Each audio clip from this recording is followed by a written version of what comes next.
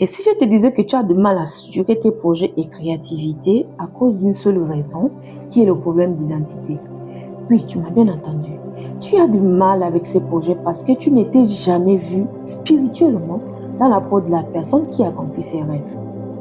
Beaucoup de personnes pensent qu'elles manquent de discipline, de talent, de finances, du temps et même de la chance. Or, tout ce qui te manque avant tout, c'est de la représentation. Crise identitaire. Attends, je t'explique. Ton cerveau ne fonctionne pas seulement avec les objectifs. Il fonctionne avec des repères identitaires. C'est pour cela que tu dois te redéfinir en fonction de qui tu aspires être. Si tu veux être ingénieur, inventeur, leader, médecin, etc., vois-toi d'abord comme tel et ensuite mets-toi au travail. L'identité précède la réussite. Mais si au contraire, au fond de toi, ton identité est calibrée sur la personne qui doute, qui pense que certaines choses n'arrivent qu'aux autres, que tu ne peux pas, alors ton cerveau va tout faire pour te ramener à ton ancien schéma.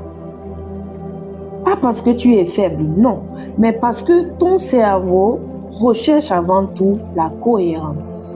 En neurosciences, on appelle cela la stabilité identitaire. Ton système nerveux préfère un chemin connu, même s'il te limite, que d'agir sans savoir pourquoi il agit ainsi. Tu vas alors constater que, malgré tous tes efforts, rien ne change. C'est parce que ton identité profonde n'a pas été changée, tout simplement.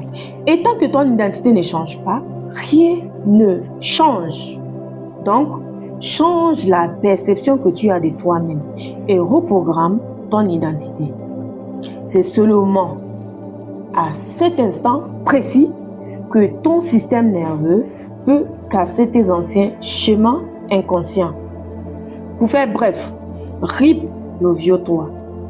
Vois-toi comme la personne idéale qui doit être avant de l'être. Parce que quand l'identité change, la réussite devient une évidence. Si ce contenu t'a apporté de la valeur, alors abonne-toi, like et partage et on se dit à bientôt.